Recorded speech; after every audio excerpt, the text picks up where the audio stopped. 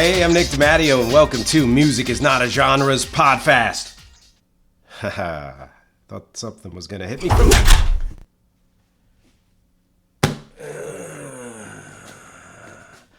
I have got to fix that. So this is podcast number 2. What I hope to be a long-running series, but a short-running podcast, because it's called PODFAST. And this title is Quick Takes from the Continuum, number 1, because I plan to do more of those too. I've got a lot of titles, and I got a lot of sub-series and subtitles. Just live with it, okay? That's how things work. That's how they work in my head anyway. This podcast is several albums were released on July 15th that I'm going to give quick takes on. That's pretty much it. 7 albums. I thought about breaking these up into 7 different podfasts, and then I said, no, all right, so, slightly longer than the fastest podfast in the world, but the point of Music is Not a Genre is to show that you don't need to separate music like that. And I guarantee you there will be at least one of these albums that you will be interested in listening to, and my hope is that as you listen through or watch, that you will get interested in listening to another one of these albums that you may not have been interested in listening to. I want to make those connections like that. First album is, and the genres are all over the place, which is, again, the whole point. The first album is a band called And You Will Know Us by The Trail of Dead. Always love that name. Their album 11, Roman numeral 11, Bleed Here Now. I call this their epic attempt, based on their song from this album, Our Epic Attempts, because it is an epic album, over 20 tracks, mixing emo, progressive, post-hardcore. It's straddling all these genre lines. It splits the difference well between experimental, abstract expressionism, especially in the interstitials, which have strings and electronic and spoken word and all of that, and straight-ahead power pop. And yes, I do call it power pop because it is melodic and it has a pop sensibility in many of the songs. I do wish those particular songs didn't have those trail endings, only because I love putting stuff on playlists, and that kind of, if you're a DJ, you just mix that part of it out. But if you're just making a playlist, you don't want that extra 30 to 45 seconds of a tail on the song before you get to the next song. That is a minor quibble. That's a minor quibble. This is an album that should come across as very overbearing and bombastic, but to me, I find it ambitious in a good way. I find it very knowing and self-aware. I find it very humble in a lot of ways, and I think that it runs the full emotional range of the way I would like a good album to do. Not every album has to do that. Not every artist has to do that, but I like that. I think it runs the full sonic range too. Listen in particular to The Golden Sail. I think it sums up the album. Taken by the Hand, 11 plus minutes, does what a song that long should do, which is it changes. It's not just one long loop, which I guess if you're, in a trance is wonderful, but otherwise kind of boring. Contra Mundum is, I think, the most beautiful song on the album and the one that is sticking in my head right now. And so I recommend that you listen to that. Second album, keeping it moving. Beabadoobee, Beetopia. I've been following her for a few years now. She is a British artist. I really enjoy what she does. My subtitle here is One Person's Nostalgia, ... And that's because she's pulling from a lot of 90s and early O's music, which has become nostalgia and the retro now for a lot of people. Olivia Rodrigo comes to mind and several other artists. I think it's wonderful because anytime you can pull back something that's been gone for a while, it's very refreshing. I love electronic music. Rec does a lot of electronic music, but with electronic music kind of dominating the charts for many, many years, it's nice to hear the acoustic kind of, grungy, guitar-y, garage rock instruments here. It has a polish the way a lot of pop albums do, but I will say this, she is British, as I said, and I find that British artists' versions of the same music that American artists are doing is usually more interesting. I forget her name, comes to mind. And think Harry Styles as opposed to Justin Timberlake. Both amazing. Both, the production on all of their stuff is really, really good. But I feel as though Harry Styles was better able to break out of that boy band box I mean, anyone would say that Timberlake in his early days was easily as successful, if not more so.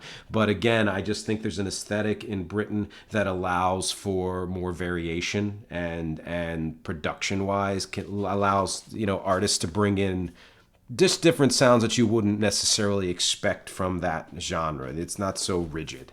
And that's one of the things I like about this album. My favorite tracks, 2, 4, 6, 8, 9, 10, 11, 12. I would say this is probably rises as of these, sort of my favorite, with a qualification there, and you'll understand why there's a qualification. I highly recommend it. I think especially if you're older and you like that music from the 90s and 00s, it's going to call forth a lot of feeling for you. And if you're not older, she's just really good at what she does, and I do think there's a lot of variation on the album. Not a ton, but enough, Callinamagician is the third artist here. The album is Head Full of Snow. The subtitle that I gave it is Titular Perfection because it does sound like where it comes from, like a head full of snow. This is actually someone I know. It's a guy named Steve Erickson working under the name Callinamagician. And what I love about the work he does as that artist is that you never know where it's going to go. It does not do the expected. It almost never does the expected. It is not predictable in any way. I'd call it abstract impressionism. It's often atonal. It often plays with ideas of rhythm. It often plays with ideas of how an instrument or sound is supposed to be used, is supposed to come across. Again, it does a lot of unexpected things. It creates kind of sonic landscapes and emotional landscapes, moods, but the moods have a lot of variation both between each one and within each one, but particularly between each one. And my favorites on this album are 1, 2, 5, 8, and 10.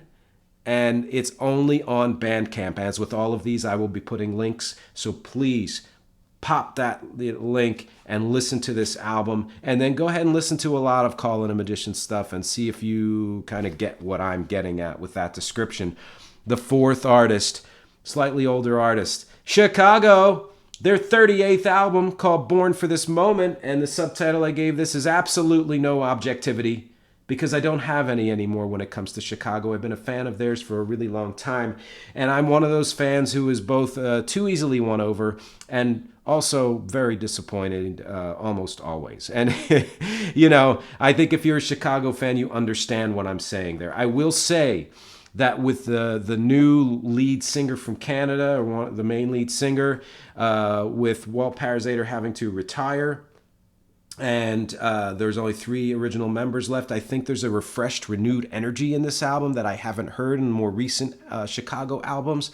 I find most Chicago albums to be bloated in the later period and overproduced and overwrought in a lot of ways.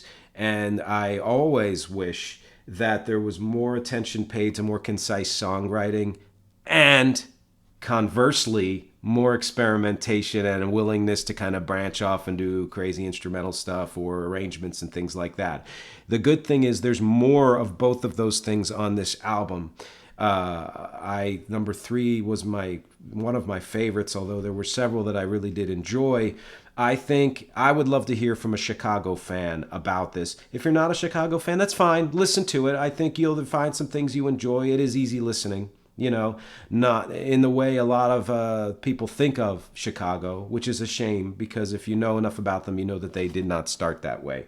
But it's an album that I'm going to listen to again because I'm a fan, and I hope to pick out more of the kind of nuance and things, including some flute solos, which you haven't heard a lot of in recent years.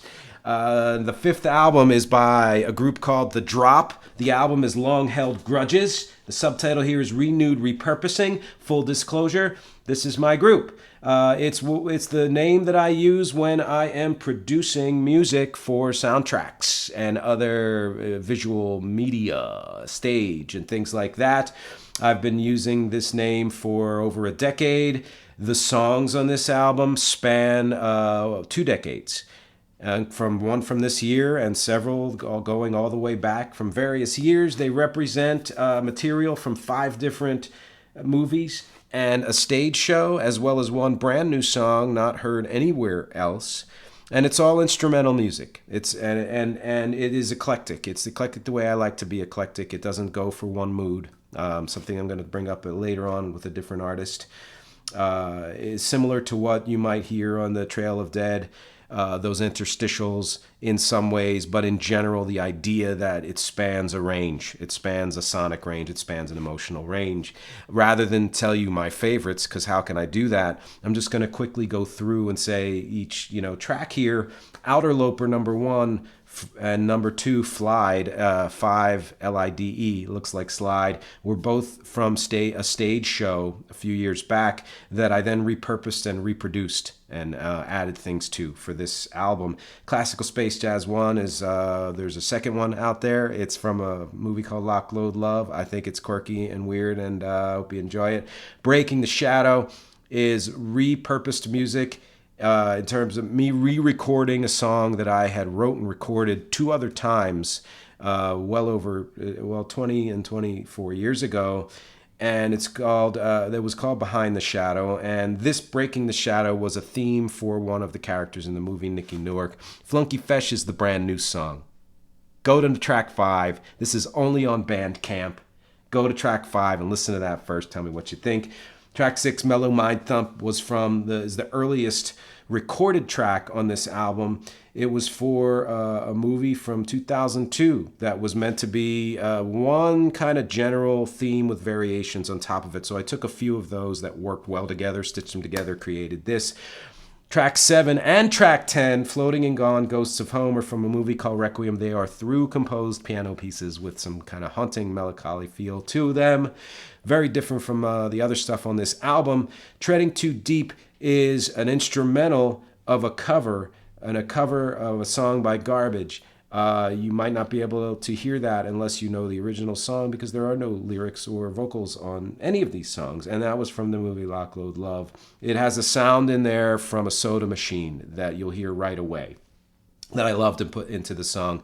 Redemption is another song from a song I had written over 20 years ago called Scream. I took that idea and re-recorded it for, the movie Nicky Newark. It was one of those, kind of character themes. And then the very, very, very last one, I already talked about track 10, Ghosts of Home, is 11. Bonus track is a cover, an instrumental cover of the Elton John song Rocket Man, which I call Rocket Trip Man, and you will understand why I use that title when you listen to it. Please do. Please click the link. Click the link to Callinamagician 2. Go ahead and click the other 5, but they're everywhere by well-established artists. That's fine. I enjoy them too, but please patronize The Drop. Patronize Callinamagician in particular. Next album, we have 2 more to go. Interpol. Interpol's been around for a while, over 20 years now, I believe, which was surprising to me. Their album's called The Other Side of Make Believe, and my subtitle is Riding a Mood. I'm not a fan of artists, periods, where they are sticking to one thing.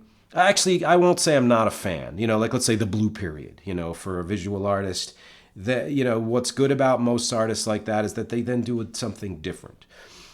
I always wonder with an artist like Interpol or like The National, where they are basically mood bands, whether they are doing it 100% by choice, where they're like, this was the concept we created, we want to stick with it and just vary it a little bit, or is it that's where their strengths are, and that's not, I won't say all they can do because I don't want it to sound judgmental, but it's that's what they do the best, and that's what they feel the best and feel the most, and that's why they do it. The reason I say this is because even though I was never a huge Interpol fan, I was enough of a fan to have seen them in concert and to have enjoyed that kind of post-punk sound that they had.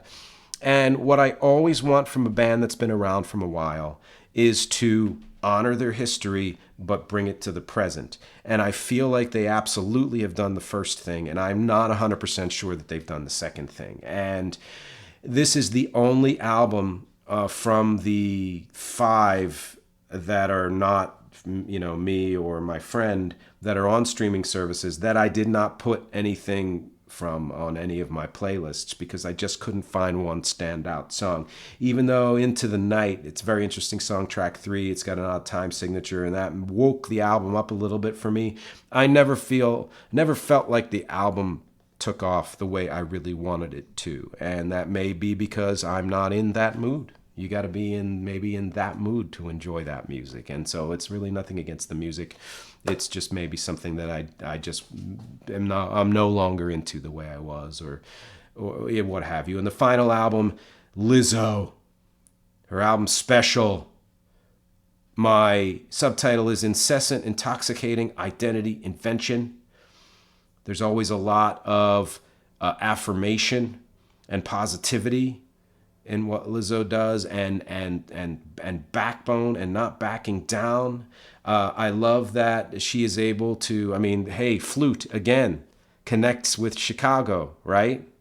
And quick aside from Interpol, if you compare Interpol to Trail of Dead, their most recent albums, there's a big difference, because I think that Trail of Dead covers the entire sonic and emotional range, and Interpol, it does one or two things, and they do it really well, but that's not my vibe. Lizzo goes all over the place and does it super well. What she's doing has definitely 80s influence to it. She has some even 90s influence there, but she's mixing up genres. It's not just funk and pop. She's got a bunch of other things going on. And again, like I said, of course, the flute. She does 80s, I think, better than The Weeknd. And not because he doesn't do it well, but because she, again, is bringing something new to the conversation, along with honoring the stuff that she really loves, And I like the song "Bitch" pushes the envelope of sincerity in a way that I think will eventually change things. When you start doing things in songs that initially seem, whoa, how can that be done? I didn't know you can do that. Or they might even be jokey or tongue-in-cheek. Eventually, they become the norm. And the fact that she is using that word in a way that has certainly been used by people in private, but not necessarily in a song, I think is one of the great things about her. She also reminds me a lot in terms of production. Laura Mvula, the album came out last year. Please look her up. That's an amazing album because of that kind of 80s thing. You hear like influences directly, Coldplay on the one song. You hear Beastie Boys on Girls. Even though they're not sampled, they're there. And I urge you to contact me and tell me if you hear what I'm hearing, because I'm 100% positive that stuff is there. It's interesting that it could easily be a repetitive sound, but there is nothing repetitive and mind-numbing about this album. She manages to keep the energy up throughout, which I just find beautiful and amazing.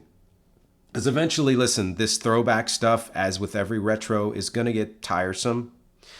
So if you're an artist who is only relying on that, you'll be left in the dust. She doesn't do that. What she does is all her, and the fact that there's stuff in there that sounds like the 80s is just about love. It's about the love of that music. And she has a fuller range of emotions, to me, than a lot of the retro artists that are doing that thing. And that's it. That's 7 albums, people. Let me know what you hear. Let me know which ones you've listened to. Please click on all of these links, but in particular, callinamagician and The Drop. And thank you for being here for the second ever PODFAST. No joke. I'm leaving now. Nothing's gonna...